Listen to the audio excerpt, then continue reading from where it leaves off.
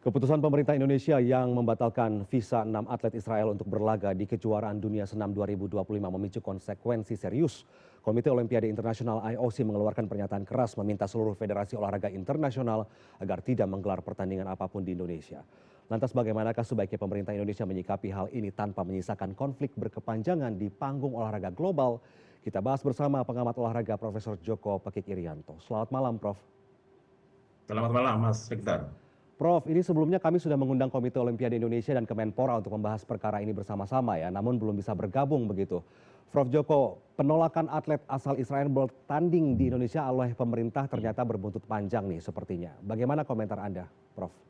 Ya, kita bangsa Indonesia tentu sepakat ya dengan semangat dan komitmen pemerintah kita lewat Bapak Presiden kita Pak Prabowo yang tadi juga disampaikan oleh Pak Menpora Pak Erick Thohir bahwa kita jangan khawatir terhadap ancaman yang disampaikan oleh IOC.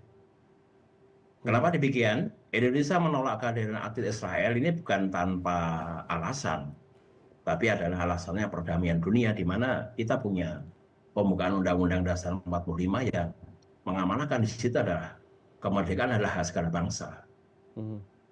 Kemudian yang perlu kita sampaikan begini, bahwa olahraga prestasi ini tidak sekedar bagaimana kita memperoleh medali, memperoleh peringkat di event-event internasional.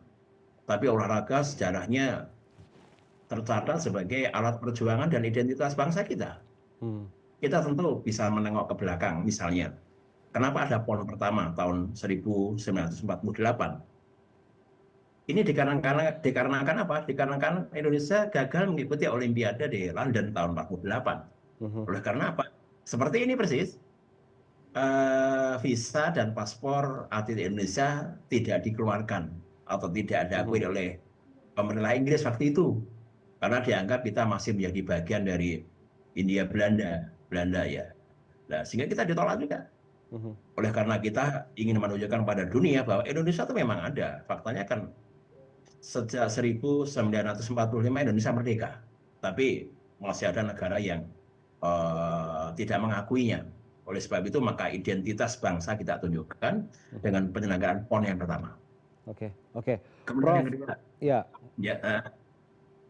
Yang kedua masih ada Mas sejarahnya. Ganipo misalnya ya, Ganipo tahun 63 itu kita selenggarakan juga di Indonesia. Ganipo itu adalah Game of the New Emerging Forces. Jadi multi event semacam Olimpiade dunia juga itu diikuti oleh Amerika, Eropa, Asia, bahkan Afrika. Itu tahun 63. Kenapa? Karena pada tahun 1962 Indonesia persis seperti ini. Disanksi oleh IOC, bahkan di-ban, dibekukan keanggotaan kita. Kenapa? Karena Indonesia selaku penyelenggara tuan rumah ASEAN Games keempat tahun 1962 di Jakarta, itu menolak kehadiran Israel dan Taiwan waktu itu.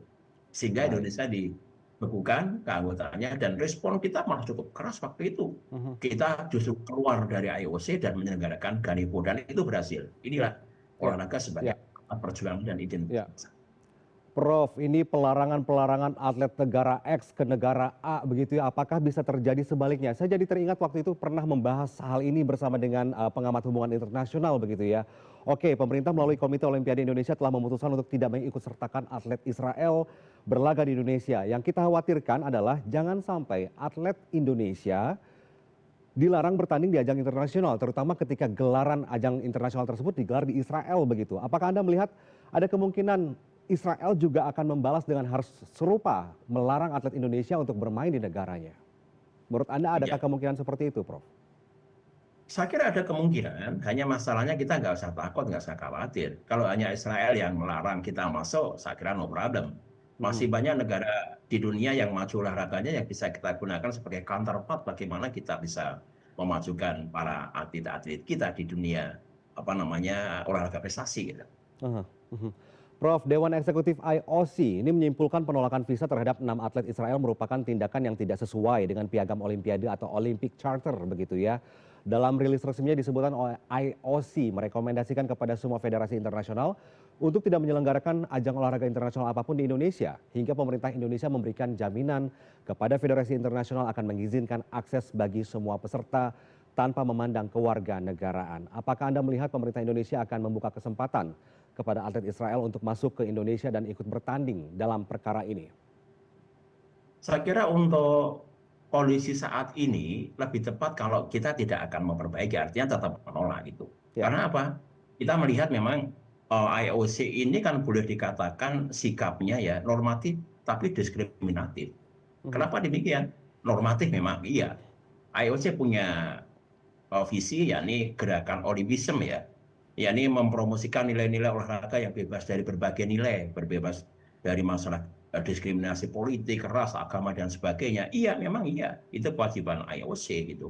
Ya. Tapi kita tentu melihat di mana diskriminatifnya, kita pasti masih ingat.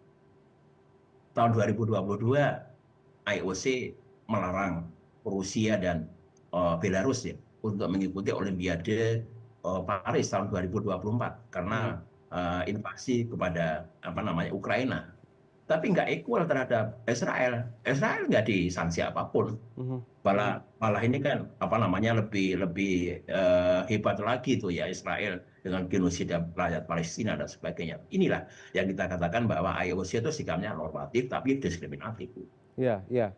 Lantas Prof, apa sebaiknya yang perlu dibenahi oleh Komite Olimpiade Indonesia kita nih Prof? Karena kita tahu bahwa IOC ini memang membiarkan atau memberikan hak sepenuhnya kepada Komite Olimpiade Indonesia begitu ya, Internasional Indonesia untuk memutuskan apakah akan menerima atlet dari Israel atau tidak. Nah, supaya lebih berhati-hati mengambil keputusan, apalagi di tengah konflik Israel yang berperang dengan Hamas begitu ya, Indonesia sudah terang-terangan mendukung Palestina. Sebaiknya apa yang harus dilakukan pemerintah? Apakah berkomitmen dengan keputusan yang sudah ada atau mungkin akan melakukan sedikit modifikasi? Mungkin akan diberikan izin tapi dengan syarat tertentu atau seperti apa, Prof, sebaiknya? Oke. Kalau menurut saya, bagi kita bangsa Indonesia, kita punya harga diri ya, punya identitas yang harus kita kuatkan. Mhm. Tetap saja kita menolak kehadiran atlet Israel selagi memang kemerdekaan Palestina yang diperjuangkan oleh seluruh masyarakat Indonesia bahkan masyarakat dunia itu belum tercapai gitu. Ya. Kita nggak usah takut karena apa? IOC ini sekali lagi kalau menurut saya sih hanya ancaman lah gitu ya, sifatnya tidak terlalu mengikat. Artinya apa? Federasi Olahraga Internasional bisa jadi menyelenggarakan di Indonesia Ya. gitu. Ya. Kecuali kalau memang ini kompetensi dari AOC langsung misalnya terkait dengan Olimpiade misalnya ya. Mhm. Itu yang Mhm. saya sampaikan. Mhm. Prof, dari sudut pandang Anda sebagai pakar keolahragaan begitu ya, apakah eh, peristiwa atau kondisi seperti ini sangat lumrah terjadi atau sebaiknya tidak terjadi? Karena kalau kita tahu bahwa agenda-agenda pertandingan olahraga atlet antar atlet satu negara dengan negara lain itu adalah pertandingan persahabatan untuk memupuk persaudaraan begitu ya. Ketika di kota-kotakan, di tahun-tahun sebelumnya juga pernah terjadi seperti Prof bilang tadi begitu ya. Apakah hal seperti ini perlu atau bisa dinormalisasi bahwa oh boleh ketika IOC memang ingin melarang negara X masuk ke negara A atlet-atletnya itu sangat dibolehkan. Apakah menurut Prof ini cukup adil atau tidak dalam bidang olahraga begitu sudut pandangnya, bukan dalam politik atau misalkan dalam hal hukum, peperangan dan lain-lain begitu. Iya, memang perdebatan olahraga tidak boleh dicampur adukan dengan Ya. sektor lain. Politik ini kan luar biasa perdebatannya ya. Tahun 61, 62, Soekarno begitu getol sehingga keluar dari AOC dan sebagainya. Nah tentu ini yang harus disadari oleh semua masyarakat dunia ya. Bahkan juga kita berharap IOC punya satu kebijakan yang betul-betul valid, artinya ya objektif itu, tidak diskriminasi. Kalau itu diberlakukan pada satu negara ya semua diberlakukan pada negara yang lain. Mhm. Dan tentu harapan kita semua yang utama adalah bahwa kemerdekaan hak segala bangsa itu harus ditegakkan dulu. Kalau kemerdekaan itu semua sudah diberikan kepada semua negara termasuk Palestina, saya kira hal seperti ini tidak akan terjadi. Jadi Oke. kuncinya adalah diskriminasi itu. Oke, terakhir Prof, tadi Menpora Pak Erick Thohir juga menyebutkan bahwa tidak perlu khawatir karena dunia olahraga Indonesia juga tidak akan terkikis ya, kalaupun ada rekomendasi dari IOC seperti ini. Tapi kalau dilihat lagi IOC ini merekomendasikan semua federasi internasional untuk tidak menyelenggarakan ajang olahraga internasional di Indonesia. Ini artinya apakah ini akan berdampak kepada negara kita? yang sukar untuk dipercaya menyelenggarakan agenda pertandingan olahraga berkelas secara global internasional begitu? Ya, IOC itu sifatnya satu, kalau boleh dibilang keras itu ancaman ya. Yang kedua, kalau boleh diperlukan itu himbauan. Mhm. Jadi tidak terlalu mengikat pada federasi dunia untuk menyelenggarakan event di Ya, Indonesia.